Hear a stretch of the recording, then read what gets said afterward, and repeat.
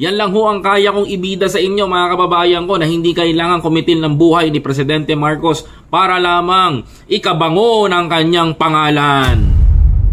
Masakit man niyang sabihin mga Duterte supporter, but it's true. Totoo yan. Masakit lang pakinggan mga kababayan ko. Kayo, ano ang masasabi nyo sa performance ng ating presidente ngayon at sa nakikita nyong magandang ginagawa ng ating presidente Bongbong Marcos? Well, for me mga kababayan ko, Mr. President, congratulations for your I think that's pang-ilang trophy mo na to na nahuhuling malaki.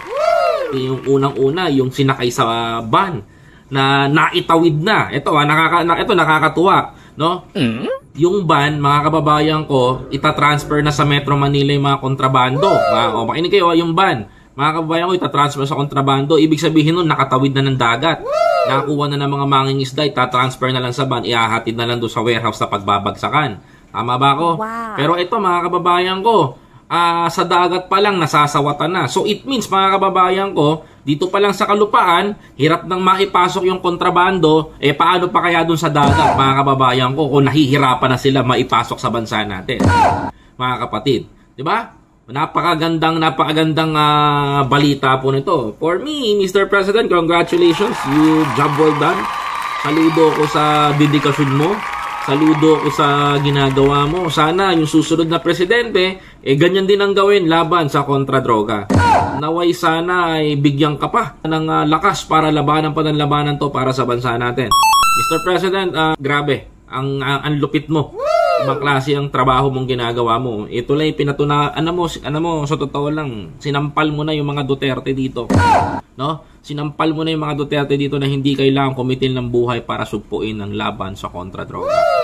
Naway sana ay patnubayan ka pa ng ating Diyos, bigyan ka pa ng mahabang buhay, at kung pwede lang i-extend ang termino mo bilang presidente, ginawa ko na mga kababayan ko.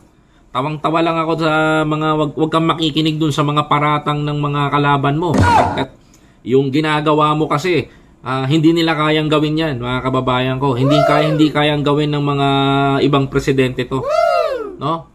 Na inumpisahan yun ni Secretary Abalos. And right now, mga kababayan ko, nagpapatuloy yung kampanya nyo laban sa droga. Naway sana hindi kayo mapagod sa laban dito dahil maraming Pilipino umaasa.